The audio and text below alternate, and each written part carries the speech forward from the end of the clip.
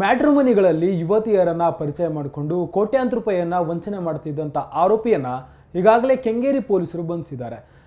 ಇತ್ತೀಚೆಗೆ ಈ ಒಂದು ವಿಚಾರವನ್ನ ನೀವು ನಮ್ಮ ನ್ಯೂಸ್ 18 ಕನ್ನಡ ಚಾನಲ್ನಲ್ಲೇ ನೋಡಿದ್ರಿ. ಅಂದರೆ ಪತ್ನಿಯನ್ನೇ ಅಕ್ಕ ಅಂತೇಳಿ ಪರಿಚಯ ಮಾಡಿಕೊಂಡು ಯುವತಿಯವರ ಬಳಿ ಅಂದರೆ ಮಹಿಳಾ ಟೆಕ್ಕಿಯ ಬಳಿ 1.5 ಕೋಟಿ ಹಣವನ್ನು ಈತ ಪಡೆದು ವಂಚನೆ ಮಾಡಿದಂಥ ಪ್ರಕರಣಕ್ಕೆ ಸಂಬಂಧಪಟ್ಟಂತೆ ನಮ್ಮ ನ್ಯೂಸ್ 18 ಕನ್ನಡವೇ ವರದಿ ಮಾಡಿತ್ತು. ಈಗ ಅದರ ಮುಂದುವರಿದ ಭಾಗವಾಗಿ ಆರೋಪಿಯನ್ನು ಬಂಧಿಸಿ ವಿಚಾರಣೆ ಮಾಡಿದಂಥ ಸಂದರ್ಭದಲ್ಲಿ ಆರೋಪಿನಿಗೆ ಇದೇ ಒಂದು ಖಯಾಲಿ ಆಗಿತ್ತು ಅನ್ನುವಂಥದ್ದು ತನಿಖೆ ವೇಳೆ ಗೊತ್ತಾಗಿದೆ. ಇದ್ರ ಬಗ್ಗೆ ನಿಮಗೆ ಎಕ್ಸ್ಪ್ಲೇನ್ ಮಾಡ್ತಾ ಹೋಗ್ತೀನಿ. ಇನ್ನೂ ಕೂಡ ನೀವು ನ್ಯೂಸ್ 18 ಕನ್ನಡ ಡಿಜಿಟಲನ್ನು ಫಾಲೋ ಮಾಡಿಲ್ಲ ಅಂದರೆ ಸೋಷಿಯಲ್ ಮೀಡಿಯಾದಲ್ಲಿ ನಿಮಗೆ ಅವೈಲೇಬಲ್ ಇದೆ. ಇನ್ಸ್ಟಾಗ್ರಾಮ್, ಫೇಸ್ಬುಕ್ ಮತ್ತು ಟ್ವಿಟರ್ನಲ್ಲಿ ಅಂದರೆ ಎಕ್ಸ್ನಲ್ಲಿ ನಮ್ಮ ನ್ಯೂಸ್ 18 ಕನ್ನಡ ಪೇಜ್ಗಳಿದೆ, ಅದನ್ನು ಫಾಲೋ ಮಾಡಿ. ಜೊತೆಗೆ ಯೂಟ್ಯೂಬ್ನಲ್ಲೂ ಕೂಡ ಸಬ್ಸ್ಕ್ರೈಬ್ ಮಾಡಿ, ಲೈಕ್ ಮಾಡಿ ಮತ್ತು ಶೇರ್ ಮಾಡಿ. ಈ ಒಂದು ಪ್ರಕರಣಕ್ಕೆ ಸಂಬಂಧಪಟ್ಟಂತೆ ನಾನೀಗ ಎಕ್ಸ್ಪ್ಲೇನ್ ಮಾಡ್ತಾ ಹೋಗ್ತೀನಿ. ವಿಜಯ್ ಎಂಬ ಆರೋಪಿತ ಏನಿದ್ದಾನೆ, ಈತ ತನಗೆ ಸಾಕಷ್ಟು ಆಸ್ತಿ ಇದೆ, ತನಗೆ ಒಂದಷ್ಟು ಲೋನ್ಗಳಿದ್ದಾವೆ ಅಂತೇಳಿ ಮಹಿಳಾ ಟೆಕ್ಕಿಯನ್ನು ನಂಬಿಸಿ ಮ್ಯಾಟ್ರಿಮೋನಿ ಮೂಲಕ ಅಂದರೆ ಒಕ್ಕಲಿಗ ಮ್ಯಾಟ್ರಿಮೋನಿ ಮೂಲಕ ಈತ ಯುವತಿಯನ್ನು ಪರಿಚಯ ಮಾಡಿಕೊಳ್ಳುವಂಥ ಕೆಲಸವನ್ನು ಮಾಡ್ತಿದ್ದ. ಈ ಒಂದು ಸಂದರ್ಭದಲ್ಲಿ ಅಲ್ಲಿ ಯಾರೇ ಪರಿಚಯ ಆದರೂ ಕೂಡ ಅವರಿಗೆ ಅದೇ ಸೇಮ್ ರೊಟೀನ್ ಸ್ಟೋರಿಯನ್ನು ಹೇಳಿ ಅವರಿಂದ ಹಣವನ್ನು ಹಾಕಿಸ್ಕೊಂಡು ವಂಚನೆ ಮಾಡ್ತಿದ್ದ ಅಂತೇಳಿ ತನಿಖೆ ವೇಳೆ ಗೊತ್ತಾಗಿದೆ. ಇತ್ತೀಚೆಗಷ್ಟೇ ವೈಟ್ಫೀಲ್ಡ್ CN ಪೊಲೀಸ್ ಠಾಣೆಗೆ ಓರ್ವ ಮಹಿಳೆ ಹೋಗಿ ದೂರು ನೀಡಿರ್ತಾಳೆ. ಆಕೆ ಮಹಿಳಾ ಟೆಕ್ಕಿ. ಓರ್ವ ಆರೋಪಿ ಅಂದರೆ ಈತನೇ ಆರೋಪಿ ವಿಜಯ್ ಎಂಬಾತ ಏನಿದ್ದಾನೆ, ಈತ ನನಗೆ ಪರಿಚಯ ಮಾಡಿಕೊಂಡು ಈ ರೀತಿಯಾಗಿ ತನ್ನ ಪತ್ನಿಯನ್ನೇ ಅಕ್ಕ ಅಂತೇಳಿ ಪರಿಚಯ ಮಾಡಿಸ್ಕೊಂಡಿದ್ದ. ಜೊತೆಗೆ ಹಂತ ಹಂತವಾಗಿ ನನಗೆ ಕಷ್ಟ ಇದೆ, ನನಗೆ ಒಂದಷ್ಟು ಕೇಸ್ಗಳಿದ್ದಾವೆ ಅಂತೇಳಿ ಒಂದಷ್ಟು ಹಣವನ್ನು ನನ್ನಿಂದ ಮತ್ತು ನನ್ನ ಸ್ನೇಹಿತರಿಂದ ಪಡೆದಿದ್ದಾನೆ. 1 ಕೋಟಿ ಅಲ್ಲ 1.5 ಕೋಟಿ ರೂಪಾಯಿಯನ್ನು ಈತ ಪಡೆದು ವಂಚನೆ ಮಾಡಿದ್ದಾನೆ ಅಂತೇಳಿ ಪೊಲೀಸ್ ಠಾಣೆ ಮೆಟ್ಟಲೇ ಇರುವಂಥ ಕೆಲಸವನ್ನ ಮಹಿಳಾ ಟೆಕ್ಕಿ ಮಾಡಿದ್ಲು. ಅದಾದಮೇಲೆ ಈ ಒಂದು ಪ್ರಕರಣ ಕೆಂಗೇರಿ ಪೊಲೀಸ್ ಠಾಣೆಗೆ ವರ್ಗಾವಣೆ ಆಗಿತ್ತು. ಯಾಕಂದರೆ ಆರೋಪಿತನ ಮನೆ ಕೆಂಗೇರಿ ಪೊಲೀಸ್ ಠಾಣೆ ವ್ಯಾಪ್ತಿಯಲ್ಲಿ ಇತ್ತು.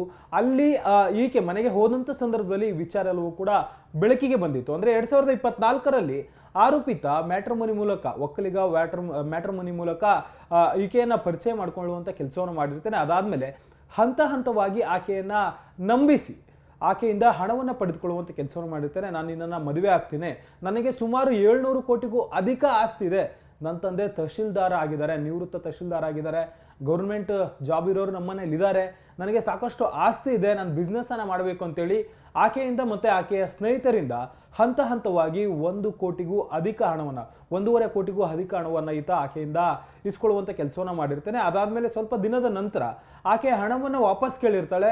ಈತ 20 ಲಕ್ಷ ಹಣವನ್ನು ಕೂಡ ವಾಪಸ್ ಕೊಟ್ಟಿರ್ತಾನೆ. ಆದರೆ ಮಿಕ್ಕಿದ ಹಣ ಯಾರು ಕೊಡಬೇಕು ಕೇಳಿದಂಥ ಸಂದರ್ಭದಲ್ಲಿ ಆರೋಪಿತ ವಿಜಯ್ ಏನಿದ್ದಾನೆ ಈತ ಆಕೆಯನ್ನು ಬೆದರಿಕೆ ಹಾಕೋದಾಗಿರ್ಬೋದು, ಆಕೆಯ ಸ್ನೇಹಿತರಿಗೂ ಕೂಡ ಬೆದರಿಕೆ ಹಾಕುವಂಥ ಕೆಲಸವನ್ನು ಮಾಡಿರ್ತಾನೆ. ಕೊನೆಗೆ ಆತನ ಅಡ್ರೆಸ್ಸನ್ನು ಪಡೆದು ಕೆಂಗೇರಿ ಪೊಲೀಸ್ ಠಾಣಾ ವ್ಯಾಪ್ತಿಯಲ್ಲಿರುವಂಥ ಆರೋಪಿತನ ಮನೆಗೆ ಹೋದಂಥ ಸಂದರ್ಭದಲ್ಲಿ ಆಕೆಯ ಪತ್ನಿ ಮನೆಯಲ್ಲಿರ್ತಾಳೆ. ಆಕೆಯನ್ನು ಕೇಳಿದಂಥ ಸಂದರ್ಭದಲ್ಲಿ ಆತ ನನ್ನ ಗಂಡ 3-4 ವರ್ಷಗಳ ಮುಂಚೆ ನಮ್ಗೆ ಮದುವೆ ಆಗಿತ್ತು, ನಮಗೊಂದು ಮಗು ಕೂಡ ಇದೆ, ಯಾಕೆ ನಿಮ್ಮ ಹತ್ರ ಈ ರೀತಿ ಹೇಳಿದಾನೆ ಅಂತೇಳಿ ಗೊತ್ತಾದಾಗ ಆರೋಪಿತನ ಒಂದು ಬಣ್ಣ ಬಯಲಾಗಿದೆ. ಕೂಡಲೇ ನೇರವಾಗಿ ಪೊಲೀಸ್ ಠಾಣೆಗೆ ಹೋಗಿ ಮಹಿಳಾ ಟೆಕ್ಕಿ ದೂರು ನೀಡುವಂಥ ಕೆಲಸವನ್ನು ಮಾಡಿದ್ಲು. ಕೆಂಗೇರಿ ಪೊಲೀಸರು ಆರೋಪಿಯನ್ನು ಬಂಧನ ಮಾಡಿ ತನಿಖೆ ಮಾಡಿದಂಥ ಸಂದರ್ಭದಲ್ಲಿ ಆತನ ಬಗ್ಗೆ ಸಾಕಷ್ಟು ವಿಚಾರಗಳು ಪತ್ತೆಯಾಗಿದೆ. ಅಂದರೆ ಈತ ಈ ಮುಂಚೆ ಇದೇ ರೀತಿಯಾದಂಥ ಕೆಲಸಗಳನ್ನು ಮಾಡ್ತಿದ್ದ ಅಂತೇಳಿ ತನಿಖೆ ವೇಳೆ ಗೊತ್ತಾಗಿದೆ. ಈಗ ನಿನ್ನೆಯಷ್ಟೇ ಉತ್ತರ ವಿಭಾಗದ ಸೈಬರ್ ಕ್ರೈಮ್ ಪೊಲೀಸ್ ಠಾಣೆಯಲ್ಲೂ ಕೂಡ ಈತನ ವಿರುದ್ಧ ಮತ್ತೊಂದು ಪ್ರಕರಣ ದಾಖಲಾಗಿದೆ. ಇದೇ ರೀತಿಯಾಗಿ ಸೇಮ್ ಮೋಡಸ್ ಅಂದರೆ ಒಕ್ಕಲಿಗ ಮ್ಯಾಟ್ರಿಮೋನಿ ವೆಬ್ಸೈಟ್ ಮೂಲಕ ಮತ್ತೋರ್ವ ಯುವತಿಯನ್ನು ಈತ ಪರಿಚಯ ಮಾಡ್ಕೊಂಡಿದ್ದ. ಆಕೆಗೂ ಕೂಡ ಇದೇ ರೀತಿಯಾಗಿ ರೊಟೀನ್ ಒಂದಷ್ಟು ವಿಚಾರಗಳನ್ನು ಅಂದರೆ ನಮ್ಗೆ ಆಸ್ತಿ ಇದೆ, ನಮ್ಮ ಮನೇಲಿ ಹಂಗಿದ್ದಾರೆ ಹಿಂಗಿದ್ದಾರೆ, ನನಗೆ ಒಂದಷ್ಟು ಸಮಸ್ಯೆಗಳಿದ್ದಾವೆ, ಬಿಸ್ನೆಸ್ ಮಾಡಬೇಕು, ನನ್ನ ಮೇಲೆ ಒಂದಷ್ಟು ಕೇಸ್ಗಳಿದ್ದಾವೆ, ಹೈಕೋರ್ಟ್ನಲ್ಲಿ ಕೇಸ್ ಇದೆ, ಸುಪ್ರೀಂ ಕೋರ್ಟ್ನಲ್ಲಿ ಕೇಸ್ ಇದೆ, ನಮ್ಮ ಮೇಲೆ ED ಅಧಿಕಾರಿಗಳು ದಾಳಿ ಮಾಡಿದ್ದಾರೆ, ಹೀಗಾಗಿ ನನಗೆ ಸ್ವಲ್ಪ ಹಣ ಬೇಕು ಅಂತೇಳಿ ಆ ಯುವತಿಯಿಂದಲೂ ಕೂಡ ಸುಮಾರು 50 ಲಕ್ಷ ಹಣವನ್ನು ಈತ ಹಾಕ್ಸ್ಕೊಂಡಿದ್ದ ಅಂತೇಳಿ ಈಗಾಗಲೇ ದೂರು ನೀಡುವಂಥ ಕೆಲಸವನ್ನು ಕೂಡ ಮಾಡಲಾಗಿದೆ. ಒಟ್ಟು 2 ದೂರುಗಳು ಇತ್ತೀಚೆಗೆ ಈತನ ಮೇಲೆ ದಾಖಲಾಗಿದೆ. ಇನ್ನು ಈತನ ಹಿನ್ನೆಲೆಯನ್ನು ಪರಿಶೀಲನೆ ಮಾಡಿದಂಥ ಸಂದರ್ಭದಲ್ಲಿ ಕೂಡ ಆರೋಪಿತ ಇದೇ ರೀತಿಯಾಗಿ ವಂಚನೆಯನ್ನು ಹಲವು ವರ್ಷಗಳಿಂದಲೂ ಕೂಡ ಮಾಡ್ತಾ ಬಂದಿದ್ದಾನೆ ಅಂತೇಳಿ ತನಿಖೆ ವೇಳೆ ಗೊತ್ತಾಗಿದೆ. 2016ರಲ್ಲಿ ಮಾಜಿ ಸಂಸದ DK ಸುರೇಶ್ ಅವರ ಹೆಸರಲ್ಲೂ ಕೂಡ ಈತ ಕುಣಿಗಲ್ ಪೊಲೀಸ್ ಠಾಣಾ ವ್ಯಾಪ್ತಿಯಲ್ಲಿ ವಂಚನೆ ಮಾಡಿದ್ದ ಅನ್ನೋದು ಕೂಡ ತನಿಖೆ ವೇಳೆ ಗೊತ್ತಾಗಿದೆ. ಆರೋಪಿತ ಒಂದು ಯೋಜನೆಗೆ ಸಂಬಂಧಪಟ್ಟಂತೆ ಟೆಂಡರಿಗೆ ಸಂಬಂಧಪಟ್ಟಂತೆ ಟೆಂಡರನ್ನು ಕೊಡಿಸ್ತೀನಿ ಅಂತೇಳಿ ಒಂದಷ್ಟು ಜನರಿಗೆ ಸುಮಾರು ಲಕ್ಷಾಂತರ ರೂಪಾಯಿ ಹಣವನ್ನು ಈತ ವಂಚನೆ ಮಾಡಿದ್ದ ಅನ್ನುವಂಥದ್ದು ಕೂಡ ತನಿಖೆ ವೇಳೆ ಗೊತ್ತಾಗಿದೆ. ಈತನ ವಿರುದ್ಧ 5-6 ಕೇಸುಗಳು ಈ ಮುಂಚೆ ದಾಖಲಾಗಿತ್ತು ಅಂತೇಳಿ ಈಗ ಪೊಲೀಸರಿಗೆ ಗೊತ್ತಾಗಿದೆ. ಕೆಂಗೇರಿ ಪೊಲೀಸರು ಈತನ ಹಿನ್ನೆಲೆಯನ್ನ ಕಲೆ ಹಾಕುವಂತ ಕೆಲಸವನ್ನು ಮಾಡಿದ್ದಾರೆ. ಈತ ಇದೇ ರೀತಿಯಾಗಿ ವಂಚನೆಯನ್ನೇ ತನ್ನ ಪ್ರವೃತ್ತಿಯನ್ನಾಗಿ ಮಾಡ್ಕೊಂಡಿದ್ದ ಅಂತೇಳಿ ಕೂಡ ತನಿಖೆ ವೇಳೆ ಗೊತ್ತಾಗಿದೆ. ಅಂದ್ರೆ ಒಂದು ಈ ರೀತಿಯಾಗಿ ಈಗಾಗಲೇ DK ಸುರೇಶ್ ಅವರ ಹೆಸರಲ್ಲಿ ವಂಚನೆ ಮಾಡಿ ಆತನ ವಿರುದ್ಧ ಕೇಸ್ ಕೂಡ ದಾಖಲಾಗಿತ್ತು. ಅದಕ್ಕೆ ಸಂಬಂಧಪಟ್ಟಂತೆ ಕುಣಿಗಲ್ ಪೊಲೀಸರು ತನಿಖೆ ಮಾಡುವಂತ ಕೆಲಸವನ್ನು ಮಾಡ್ತಿದ್ದಾರೆ.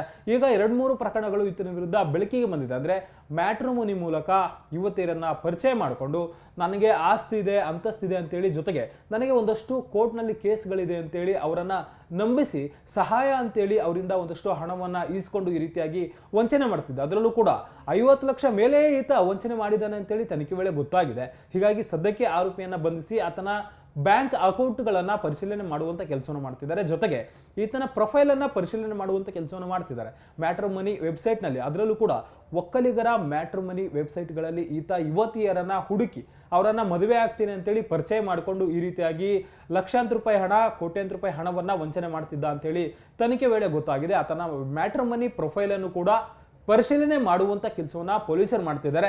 ಇನ್ನೂ ಕೂಡ ಎಷ್ಟು ಯುವತಿಯರಿಗೆ ಈತ ವಂಚನೆ ಮಾಡಿರ್ಬೋದು, ಒಂದಷ್ಟು ಪ್ರಕರಣಗಳು ಕೂಡ ಇನ್ನೂ ಬೆಳಕಿಗೆ ಬಂದಿಲ್ಲ. ಯಾಕಂದ್ರೆ ಒಂದಷ್ಟು ಜನ ಮಾನಮರ್ಯಾದೆ ಹೋಗುತ್ತೆ ಅನ್ನುವಂಥ ನಿಟ್ಟಿನಲ್ಲಿ ಕೇಸ್ ಕೊಡೋದು ಕೂಡ ಹೋಗೋದಿಲ್ಲ. ಹೀಗಾಗಿ ಆರೋಪಿತನ ಬಗ್ಗೆ ಸಾಕಷ್ಟು ತನಿಖೆ ಮಾಡುವಂತ ಕೆಲಸವನ್ನ ಕೆಂಗೇರಿ ಪೊಲೀಸರು ಮಾಡ್ತಾರೆ. ಇತ್ತೀಚೆಗೆ ಈ ರೀತಿಯಾಗಿ ಮ್ಯಾಟ್ರಿಮೋನಿ ಮೂಲಕ ಯುವತಿಯರನ್ನ ಪರಿಚಯ ಮಾಡಿಕೊಂಡು ವಂಚನೆ ಮಾಡುವಂತರ ಸಂಖ್ಯೆ ಜಾಸ್ತಿ ಆಗಿದೆ.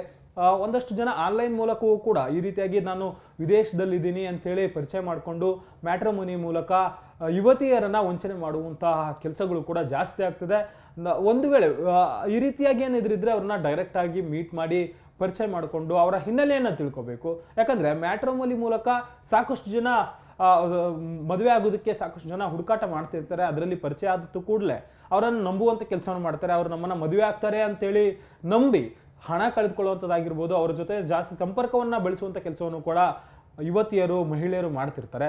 ಹೀಗಾಗಿ ಈ ಒಂದು ವಿಚಾರಗಳಲ್ಲಿ ಸಾಕಷ್ಟು ಎಚ್ಚರದಿಂದ ಇರಬೇಕಾಗಿದೆ. ಯಾಕಂದ್ರೆ ಅವ್ರ ಬಗ್ಗೆ ಏನೇ ತಿಳ್ಕೊಳ್ಬೇಕಂತಂದ್ರೂ ಕೂಡ ನೀವು ಅವರನ್ನ, ಅವರ ಸಂಬಂಧಿಕರನ್ನ, ಅವರ ಕುಟುಂಬಸ್ಥರನ್ನ, ಅವರ ಫ್ರೆಂಡ್ಸನ್ನ ಒಮ್ಮೆ ವಿಚಾರಿಸಿ. ಒಂದು ವೇಳೆ ನೀವೇನಾದರೂ ಅವರನ್ನ ಕಂಪ್ಲೀಟ್ ಆಗಿ ಬ್ಲೈಂಡ್ ಆಗಿ ಏನಾದರೂ ನಂಬಿದ್ರೆ ಈ ರೀತಿಯಾಗಿ ಮೋಸ ಹೋಗೋದಂತೂ ಖಚಿತ. ಹೀಗಾಗಿ ಬೇರೆ ಬೇರೆ ವಿಚಾರಗಳಿಂದ ನೀವೇನಾದರೂ ಮ್ಯಾಟ್ರಿಮೋನಿಗಳಲ್ಲಿ ಈ ರೀತಿಯಾಗಿ ಗಂಡನ್ನ ಹುಡುಕ್ತಿದ್ರೆ, ಅವರನ್ನ ಪರಿಚಯ ಮಾಡ್ಕೊಂಡಿದ್ರೆ, ಅವರ ನಿಮ್ಮನ್ನ ನಂಬಿಸ್ತಿದ್ರೆ ಅವ್ರ ಬಗ್ಗೆ ಸ್ವಲ್ಪ ಎಚ್ಚರವಾಗಿರೋದು ಬೆಟರ್. ಇಲ್ಲಾಂದ್ರೆ ನೀವು ಅವರಿಂದ ಮೋಸ ಹೋದ್ಮೇಲೆ ಪೊಲೀಸ್ ಠಾಣೆಗೆ ಹೋದ್ಮೇಲೆ ನಿಮಗೆ ನ್ಯಾಯ ಸಿಗುತ್ತೆ ಅಂತೇಳಿ ಆ ಟೈಮಲ್ಲಿ ಹೋರಾಟ ಮಾಡುವಂಥ ಸಂದರ್ಭದಲ್ಲಿ ನಿಮ್ಮ ಹೆಸರು ಕೂಡ ಅಲ್ಲಿ ಹಾಳಾಗಿರುತ್ತೆ, ನಿಮ್ಮ ಮೆಂಟಲ್ ಹೆಲ್ತ್ ಕೂಡ ಹಾಳಾಗಿರುತ್ತೆ, ನಿಮ್ಮ ಟೈಮು ಕೂಡ ವೇಸ್ಟ್ ಆಗಿರುತ್ತೆ. ಅದಕ್ಕಿಂತ ಮುಂಚೆ ನೀವು ಅವರ ಸಂಪರ್ಕದಲ್ಲಿರುವಾಗಲೇ ಎಚ್ಚರ ಇರೋದು ಒಳಿತು. ಕ್ಯಾಮ್ರಾ ಪರ್ಸನ್ ಶ್ರೀನಿವಾಸ್ ಜೊತೆ ಮಾದೇಶ್, ನ್ಯೂಸ್ 18 ಕನ್ನಡ, ಬೆಂಗಳೂರು. ನಿರ್ಭೀತ, ನಿಷ್ಪಕ್ಷಪಾತ, ವಿಶ್ವಾಸಾರ್ಹ ಸುದ್ದಿಗಳಿಗೆ ಹೆಸರಾಗಿರುವ ನ್ಯೂಸ್ 18 ಕನ್ನಡ ಈಗ ಆಪ್ನಲ್ಲೂ ಲಭ್ಯವಿದೆ. ದಯವಿಟ್ಟು ಇಲ್ಲಿರುವ QR ಕೋಡ್ನ ಸ್ಕ್ಯಾನ್ ಮಾಡಿಕೊಂಡು ಆಪ್ ಡೌನ್ಲೋಡ್ ಮಾಡೋದಕ್ಕೆ ಮರಿಬೇಡಿ. ನಿಮ್ಮ ಬೆಂಬಲ ಹೀಗೆ ಸದಾ ನಮ್ಮೊಂದಿಗಿರಲಿ. ಧನ್ಯವಾದ.